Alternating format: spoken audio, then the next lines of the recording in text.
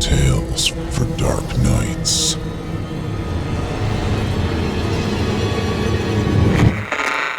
Want to make sure you never miss a Chilling Tales for Dark Nights video again? Be sure to subscribe and hit that bell to turn on notifications. Hey friends, it's me again. You know what's really easy to do and even easier to forget? Help me out and hit that like button if you're listening on YouTube. If you're listening somewhere else, what the hell? Pop in and give me a thumb. Say hi while you're at it. Helps me a ton with that damn algorithm. And besides, it's always nice to see you there.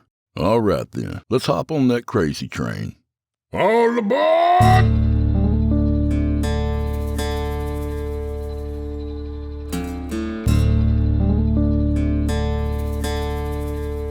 Oh, shit.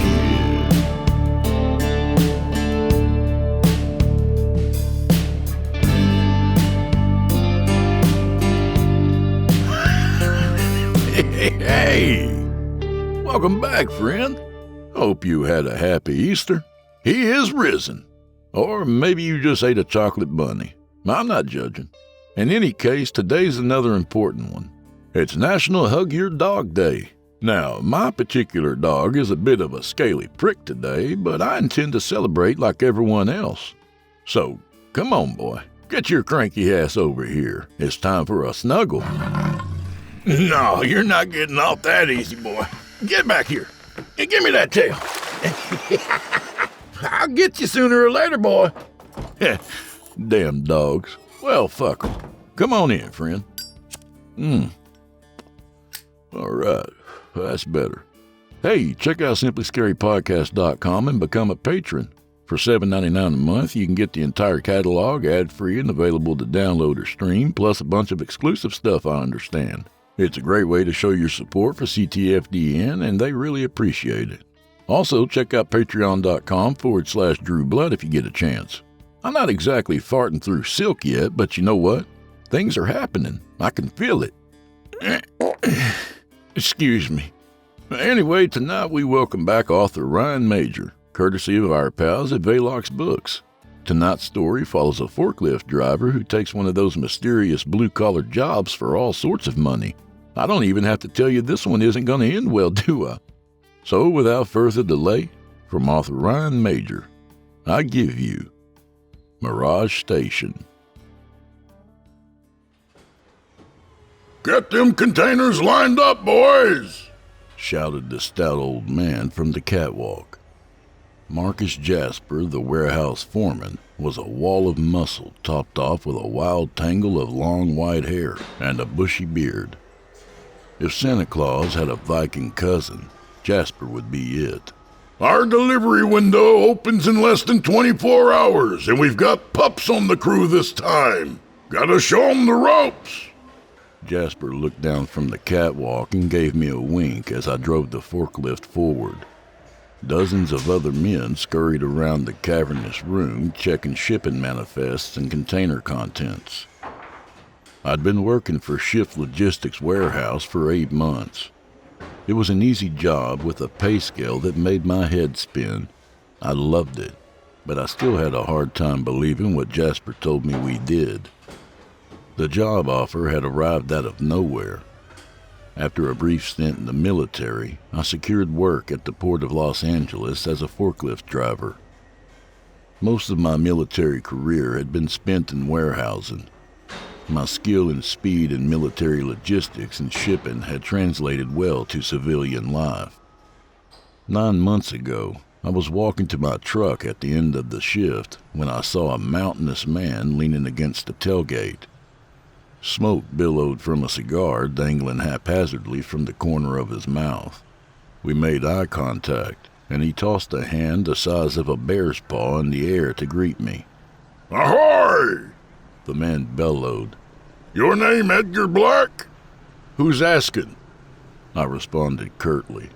The man bellowed laughter that filled the parking lot. "I'm Marcus Jasper, and I work for Shift Logistics. A buddy of mine works here at the port and said you're an ace on the forklift. A prior military too, I understand. Also a plus, son." "I'm pretty happy here," I replied.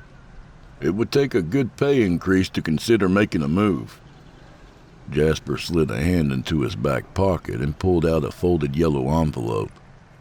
He pushed it in my hands and swatted me on the shoulder, nearly sending me reeling forward. "Take a look at that packet there, son," he said, and began to walk away. "Tells you as much information as we can share for now. I do my homework and know that your finances aren't in great shape. Got some creditors after you from what I understand. Yeah, I could be the answer to your money woes. My number's on the last page. Call me if you're interested. I'm flying out tomorrow." I read the packet that night. Most of the job descriptions seemed straightforward and varied little from the standard load and unload duties I had been working at the port. My position there would be operating a forklift to unload and store shipments in the Shift Logistics warehouse. While the first part had made sense, the contract grew strange as I continued. The warehouse was located on a 25-square-mile patch of land in an undisclosed state. A perimeter barrier had been constructed around the entire property, and I would be assigned patrol detail a few times each month to ensure the barrier was intact. Military experience was preferred, as firearms were required during the patrols. If the massive amount of land and patrol detail wasn't strange enough, our delivery schedule sealed the deal. We only made one huge delivery each year. Shipments would arrive during the first 11 months. The remaining month before delivery would be spent preparing everything for the move, and daily equipment inspections to ensure nothing malfunctioned. Strangest of all, the delivery would be made within the 25-square-mile compound. A non-disclosure agreement was attached to the back. While I had assumed the majority of the envelope contents would be a job description, the NDA took up the bulk. In it, I was informed that the location, nature of our work, contents of the warehouse, and nature of our clientele were to remain secret. At the end of the NDA, where I was expected to see the financial penalties, I was shocked to see that any breach of contract was punishable by a lengthy term in federal prison. A bright yellow sticky note sat at the bottom of the page. "Call if you're interested, kid. $200,000 per year." The next morning, Jasper sat across the aisle from me on the private jet, quietly reading over stacks of papers. "Sir, excuse me. Could you tell me about the job?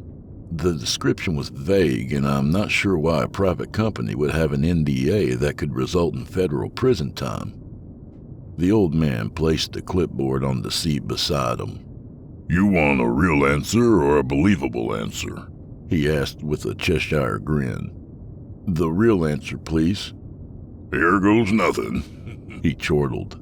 "Shift Logistics is a warehouse and protected property in Wyoming. Easy to get a lot of land out there. The campus is 25 square miles with a large perimeter barrier, but you already know that.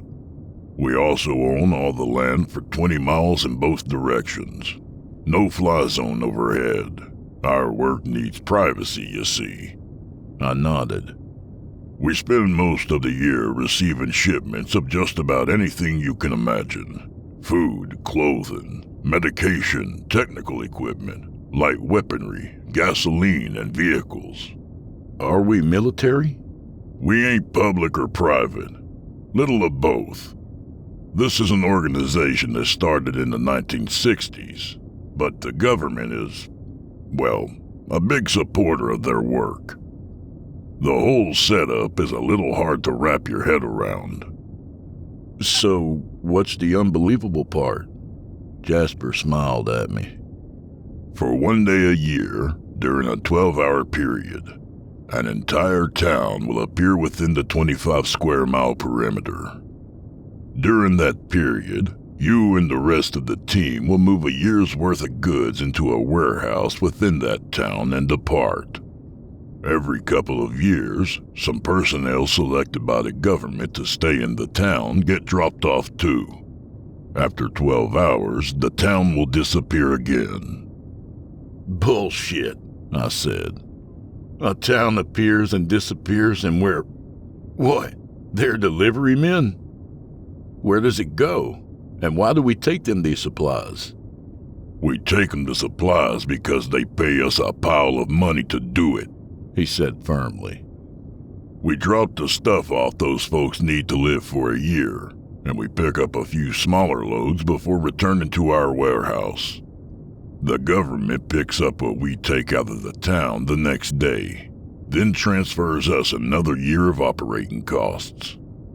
Then we spend 11 months prepping for the next drop. I peppered him with dozens of questions for the remainder of the flight, but Marcus Jasper just shrugged his shoulders at all of them and returned to his clipboard. I don't ask questions, kid, he said indifferently. Shift Logistics pays my bills and then some. Folks in the town are friendly. Scientist types. Government don't hover over my shoulder. We get paid. It's a good gig, so I try not to spoil it with curiosity.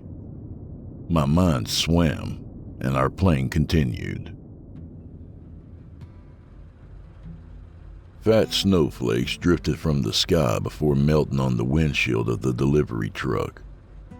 I sat inside waiting to make my first delivery. Wyoming was beautiful, but after so many years in California, a frigid winter seemed exceptionally brutal. The heat was blasting from the dash of the truck, but a chill had settled in my bones.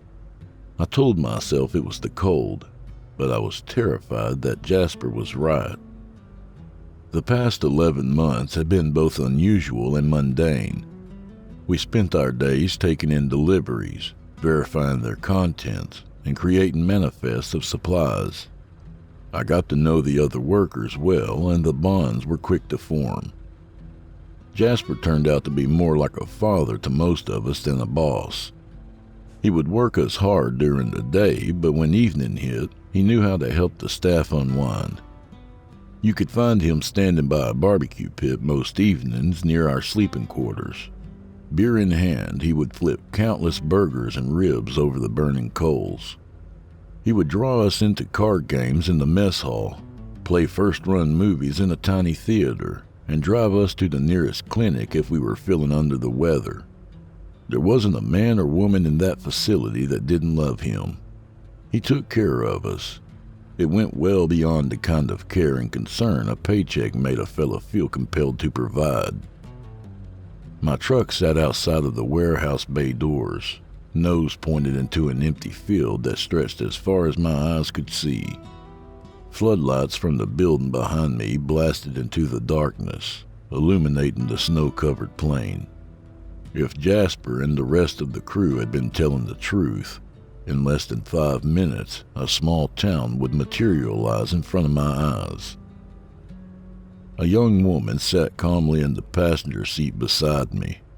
Her eyes were closed and her head tilted back against the seat to feign sleep, but I knew she was awake. Jasper had informed me that morning that she was a new resident of the mysterious town and that she would accompany me to the delivery site. I introduced myself and tried to make small talk, but she was all business. She wore drab green military-style fatigues and carried a duffel bag. A sleek handgun was fastened to her belt. Dozens of other men and women fitting the same description were scattered throughout the delivery fleet awaiting transport to their strange destination. We were given explicit instructions not to share any information with the contractors, she had said. Thank you for understanding. My following attempts to make small talk were met with equally polite but curt responses. I was nervous and continued trying to talk to her. In response, she pretended to go to sleep. The radio on my dash crackled to life. A series of high-pitched sirens blasted through. The young woman in the seat beside me bolted up and looked straight ahead. "Good morning, ladies and gents," boomed a deep baritone voice. "This is Marcus Jasper. The final countdown has now reached 30 seconds. Shipment 51 will commence on my mark. If this is your first delivery, move quickly. While we've got a 12-hour window, our goal is complete delivery by the 2-hour mark, followed by a 2-hour pickup and retrieval window for all outgoing containers and any disembarking personnel from the town. This will leave us with an 8-hour window for troubleshooting if anything goes foobar. No one wants an unexpected ride to the other side. Brace for arrival. The other side? What the hell was he talking about? Before I could wrap my mind around the strangeness of the message, yellow caution lights erupted from the warehouse behind us. My ears began to ring.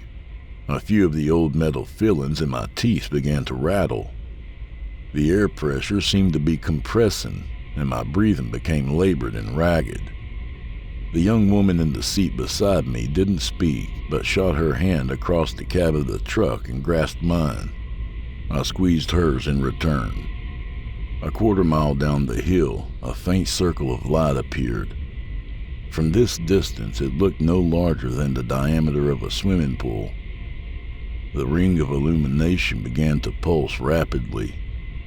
As the intensity grew, the circle began to expand as it became taller. Waves of light and intense vibrations filled the field. The entire complex was bathed in the glow from the massive anomaly that appeared before us. I could feel the truck beginning to rumble, and the ground below us quaked. The light became blinding. It was so strong it seemed to blast between the fingers of my hand as I held it in front of my face. I braced myself for an explosion or shockwave, but to my surprise, everything remained silent. The light faded and the vehicle sat still. Pulling the hand away from my eyes and letting the young woman's hand drop, I marveled as I gazed through the windshield of the cab. A massive platform covered the field at the bottom of the hill from the warehouse. Towering stadium lights blanketed 2 colossal warehouses perched on the edge of the platform nearest to us. Beyond the huge metal buildings, I could see water towers, neat rows of houses, and a few taller buildings that resembled lecture halls from a college campus. It's go time, ladies and gents, Jasper announced over the radio. I will hail the control room at Warehouse 1 during the approach. Reassemble delivery formation at the base of the entry ramp. Once the ramp lights turn green, enter and fall into your assigned drop order. Caravan, forward! I hesitated as I watched the trucks beside me pull away. A loud honk from the truck behind me erupted and startled me into motion. My foot slammed down on the gas pedal and the tire spun on the concrete before finding purchase and jolting us forward. Easy there, killer, the young woman said. Get us there in one piece if you can, okay? I smiled. Will do, ma'am. My heart thundered as we arrived at the bottom of the ramp that led into the mysterious town. Now that we were at the bottom of the hill, I could see the top of the platform was nearly 40 feet off the ground. I pulled the truck into formation and put it in park, staring in wonder. The radio remained silent. 2 years of training and I still can't believe I'm here, the woman said. I wonder why the light is still red. I looked at the red light that was illuminated to the right of the ramp. The go light below sat black and deadened. During our prep discussions, Jasper had told the crew that the entry light usually lit up before we even reached the ramp. I wasn't worried yet, but it had taken us 5 minutes to fall into delivery formation. Truck 27, this is Marcus Jasper. The radio crackled without warning. Samantha Michaels, this is a truck-to-truck transmission. The rest of the fleet is cut from this loop. Do you copy? The young woman, who I now knew was Samantha Michaels, picked up the radio mic and responded that she received the message. Ma'am, my hells are going unanswered, Jasper responded. I could hear worry in his voice. I've prepared the standard 5 hail series with no response. You're new here, I know, but I understand you were due to assume site management. As a courtesy, I'm asking permission to enact Code Blue. We've never failed to receive a response during any previous delivery. I looked at Samantha and saw her hand tremble as she clutched the mic. Understood, Mr. Jasper, She said in a shaken voice. Our director has informed me of your military record. Permission granted. I request that you lead the operation. The new site personnel shall remain in their vehicles with your staff, but I will accompany you for point inspection. Pick your best men, sir. We don't know what will be in there. Understood and confirmed, ma'am. Jasper replied. The steel had returned to his voice. After a few moments of dead air, Marcus Jasper's voice once again flooded from the radio. He called for the driver of 20 specifically numbered trucks, including mine. We were instructed to remove an M4 carbine rifle, Kevlar vest, and communication earpiece from a storage locker in the cab of our trucks. A tent was being set up at the rear of the convoy, and a beacon light would be placed. All personnel summoned were to report within the next 5 minutes. I collected my gear before Samantha, and I stepped onto the snow-covered ground. Behind the truck, we could see a bright beam of light piercing the sky from the rear of the convoy. As we walked, I strapped on my vest, inserted my earpiece, and began to examine my weapon to make sure everything was in function and order. Once we arrived, Jasper stood in the center of a cluster of 20 men. He tossed a Kevlar vest through the air to Samantha, who secured it on her torso. Another man stepped forward and handed her an earpiece and carbine.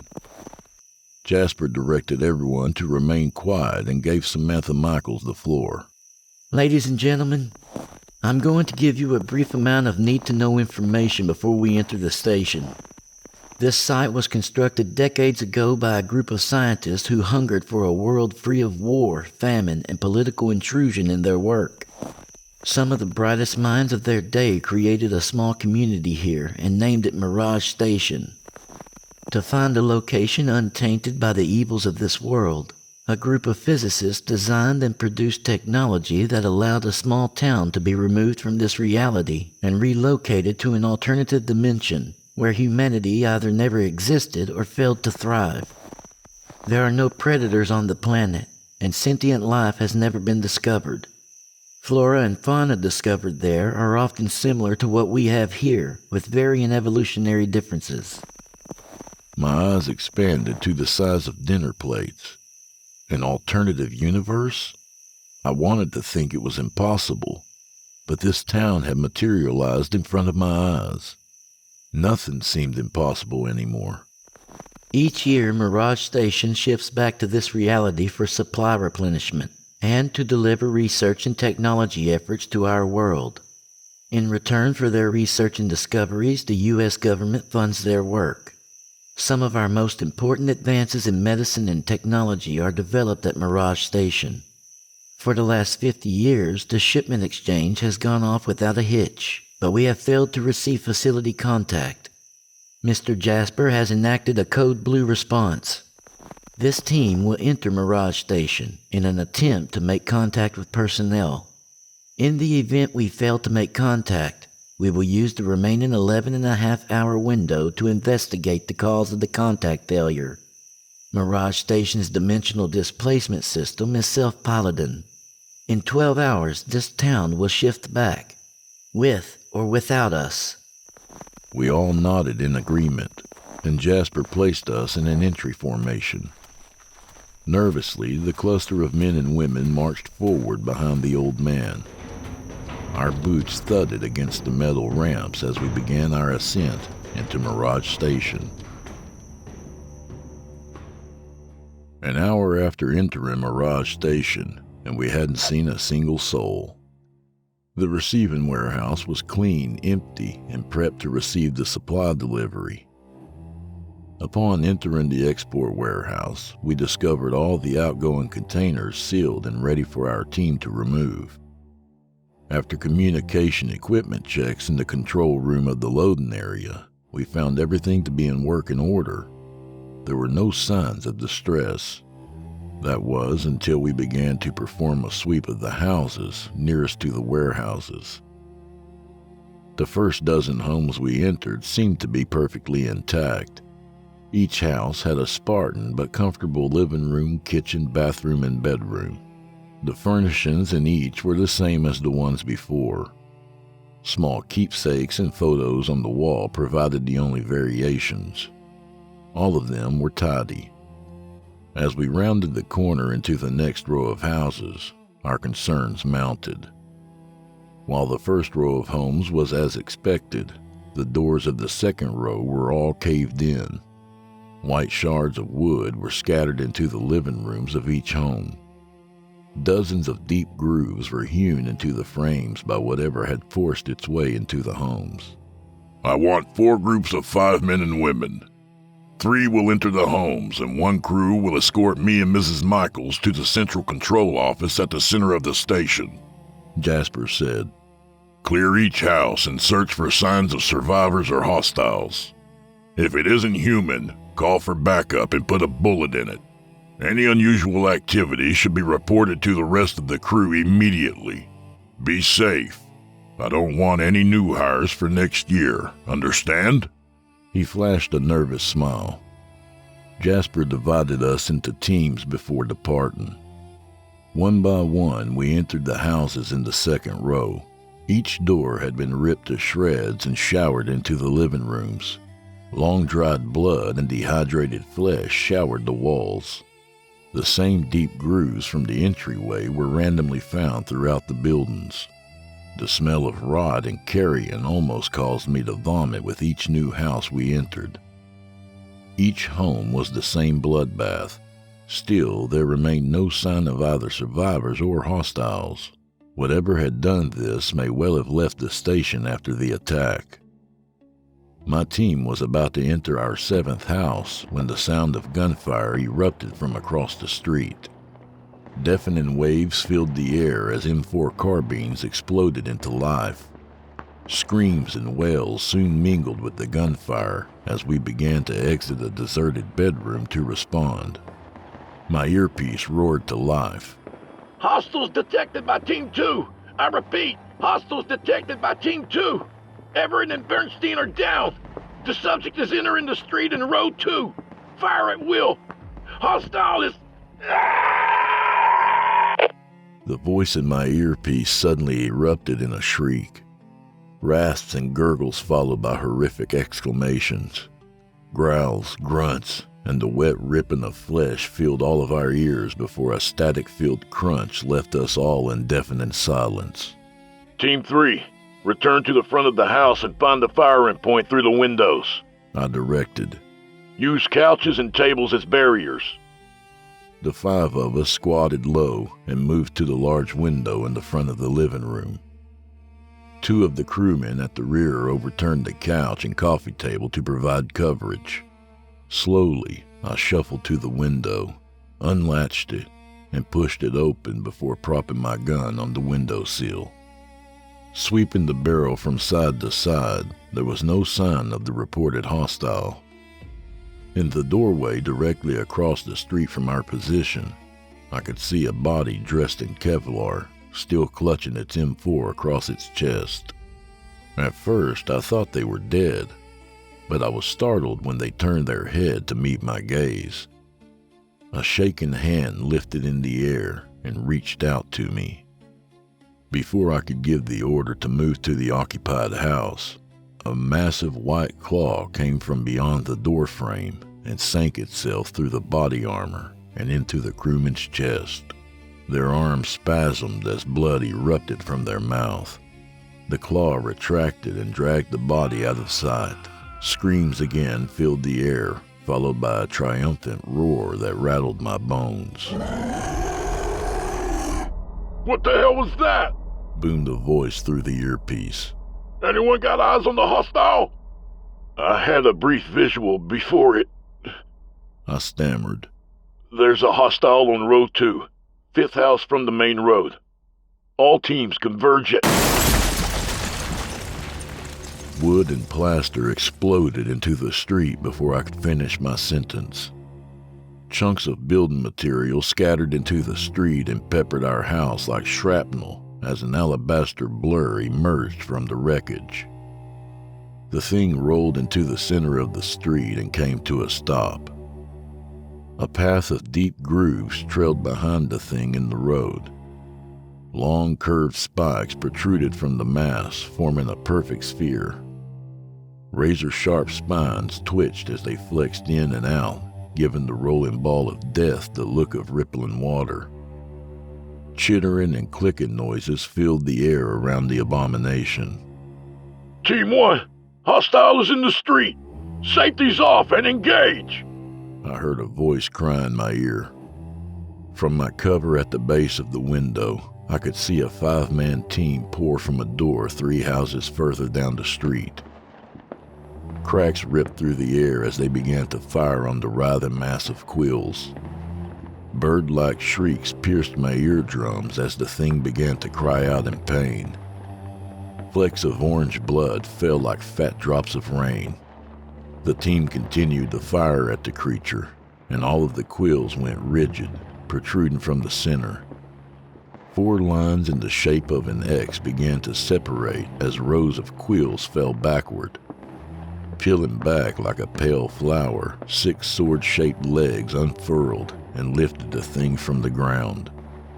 In the center of the legs sat a circular maw of teeth and a thin gray tongue dangling onto the road.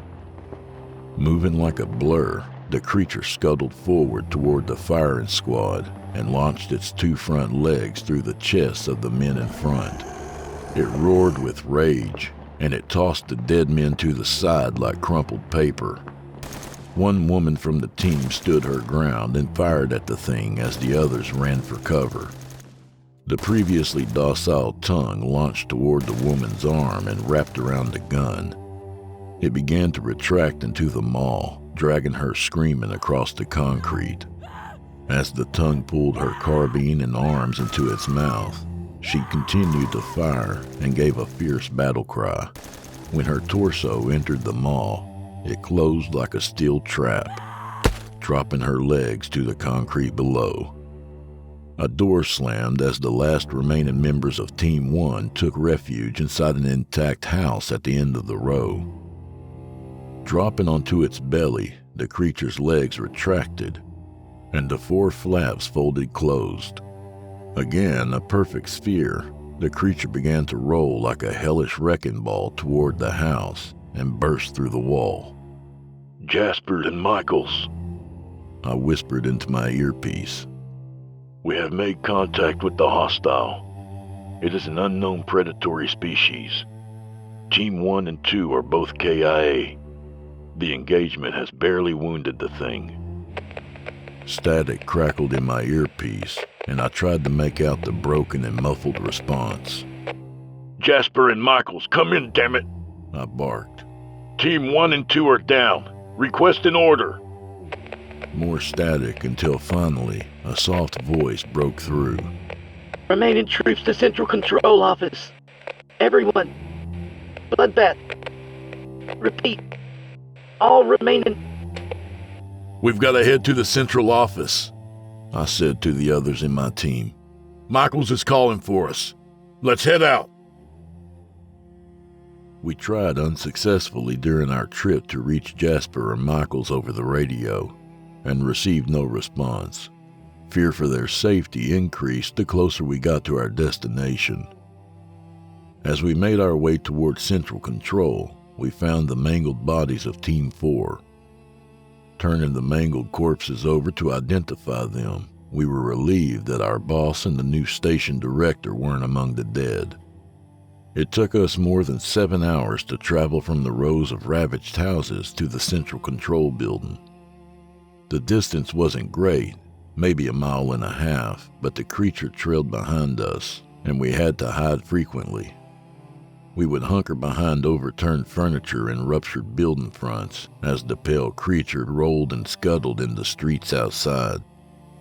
When it would leave to search another nearby building, we would make it another 100 feet down the road before we would have to hide again. The progress was tedious, but after hours of traveling and hiding, we finally made it. Central Control was a circular building in the center of Mirage Station.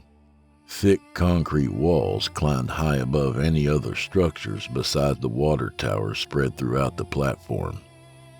Windows and doors appeared to be made of reinforced steel. It almost reminded me of a fallout shelter. At first, I was puzzled that the hideous beast hadn't managed to make it through the walls of Central Control, but I soon discovered why. As we walked the perimeter of the building looking for a point of entry, deep grooves had been scored into the concrete. A few inches in, pieces of metal rebar were exposed, mangled but unbroken. The thing had tried to make its way inside and failed.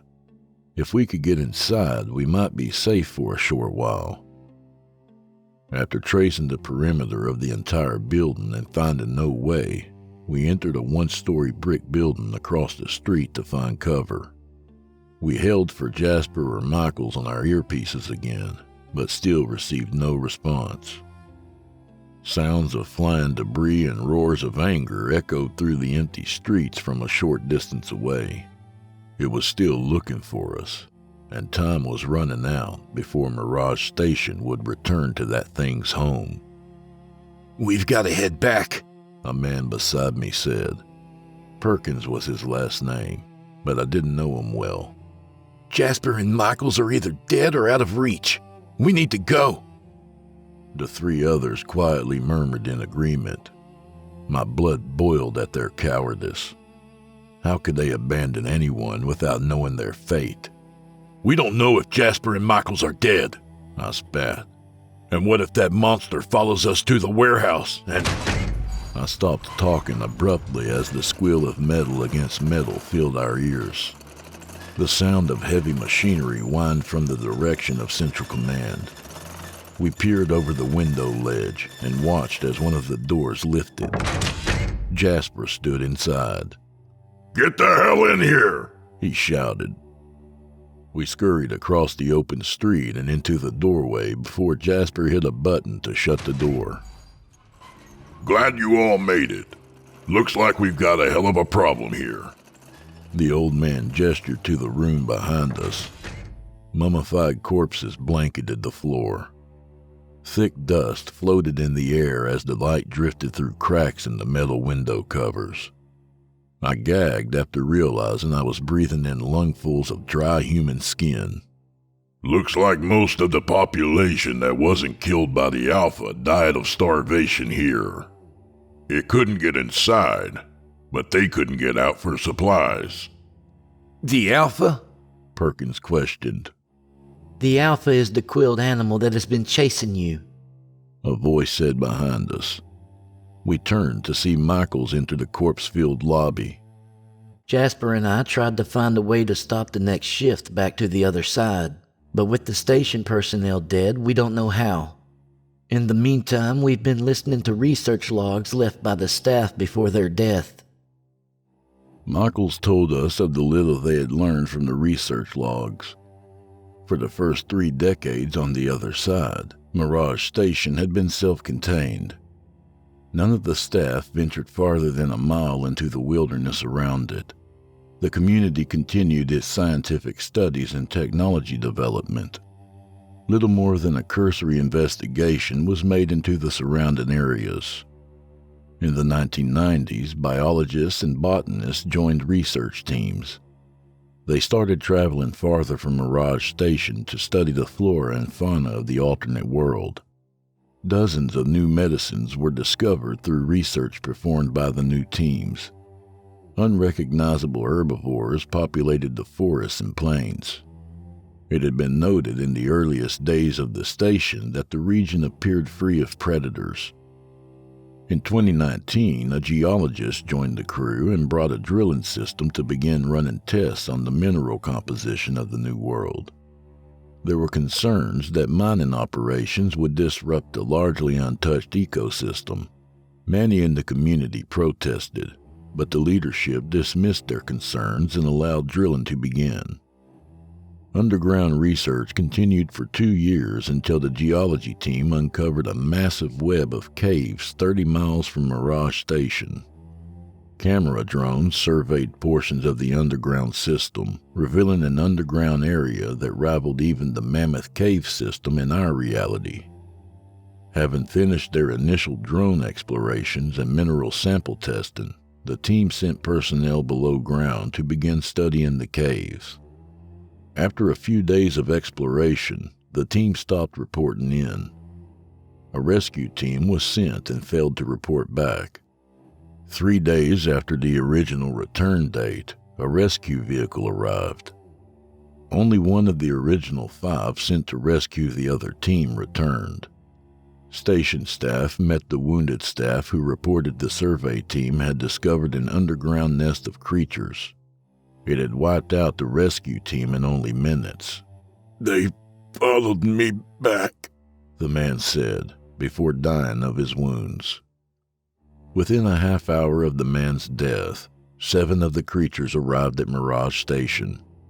Most of the station personnel were killed within an hour of the initial attack. The only survivors were those who fled to Central Command and enacted the lockdown. They watched as the creatures picked off the few survivors left outside from the CCTV console inside. 6 of the 7 alphas departed and returned to their caves while 1 remained, almost as though to stand watch.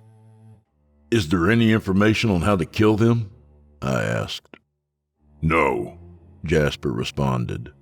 "Seems all the folks here died of starvation before a reasonable escape plan came together." "Then how the hell are we going to escape?" asked Perkins. "We're gonna let the thing in and trap it here," Jasper replied. "If it couldn't get in, it won't be able to get out." Jasper and Michaels wasted no time as they told us the plan.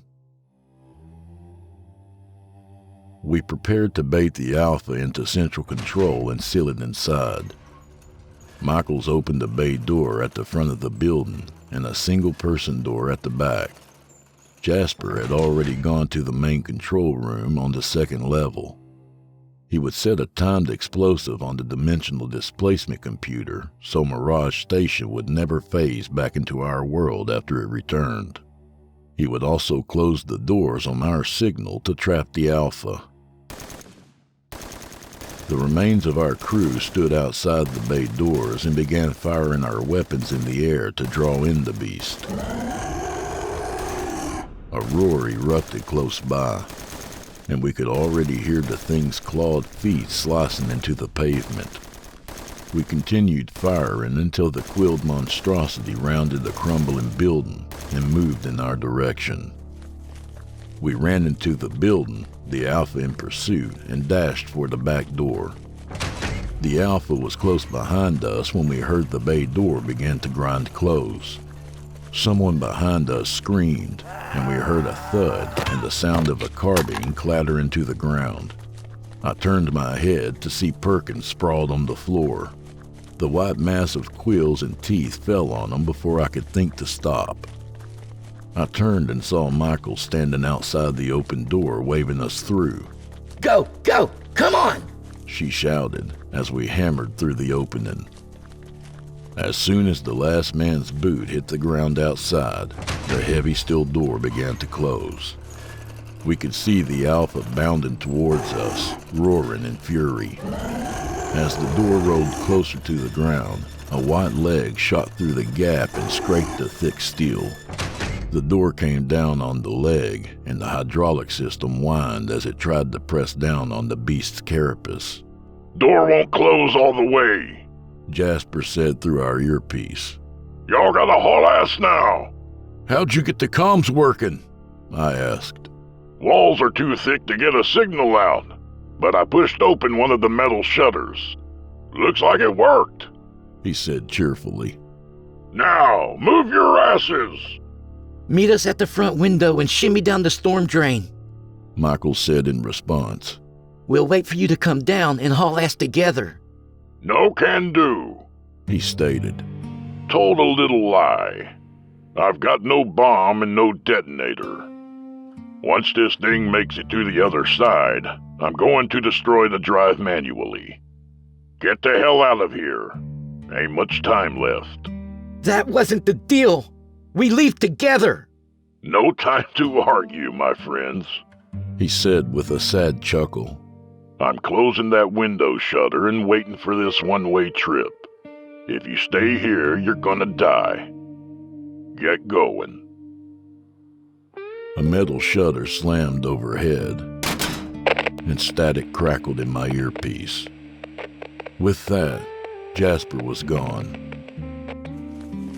The 5 of us ran like hell was on our heels until we reached the ramp. I directed the convoy to return to the warehouse and keep a safe distance. By the time the trucks reached safety, we had just enough time to look back and watch as the wide halo of light surrounded Mirage Station and vanished just as quickly.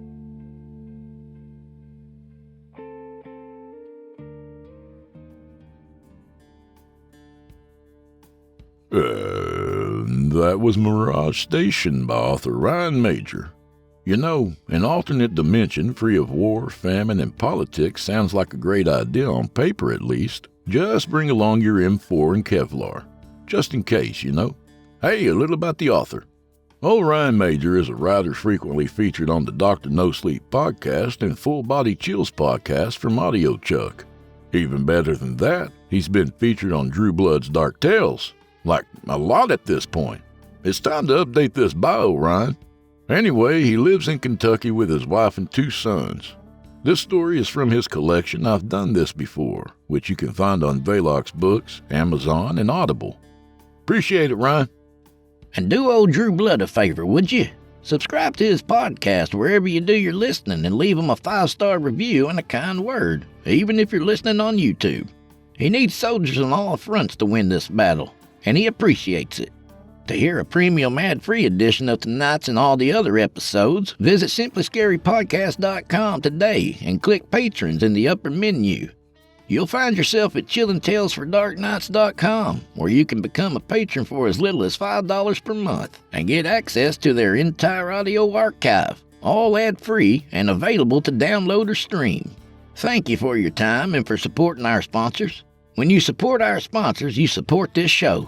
If you happen to use Facebook, Twitter, Instagram, or YouTube, you can follow and subscribe to Chillin' Tales for Dark Nights there, where you'll get all the latest updates and new releases and have the chance to interact with them each and every week. Oh, and you can find Drew Blood on Facebook and Instagram, and sometimes Twitter. The Drew Blood's Dark Tales podcast is accepting submissions, friend. If you've got a story or two you'd like to be featured on the show, send it to drewbloodhorror@gmail.com. If selected, you'll get the full treatment, 10 bananas.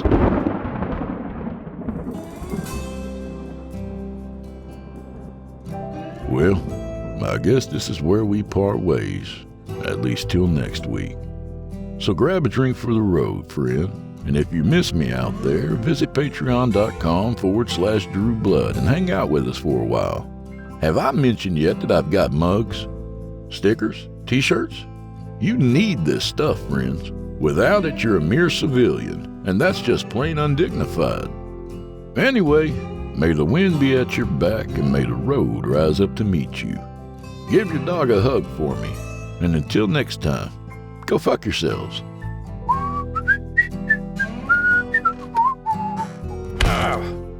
Chester! Chester! Help, boy! I busted my ass again. Oh. I'm falling and I can't get up.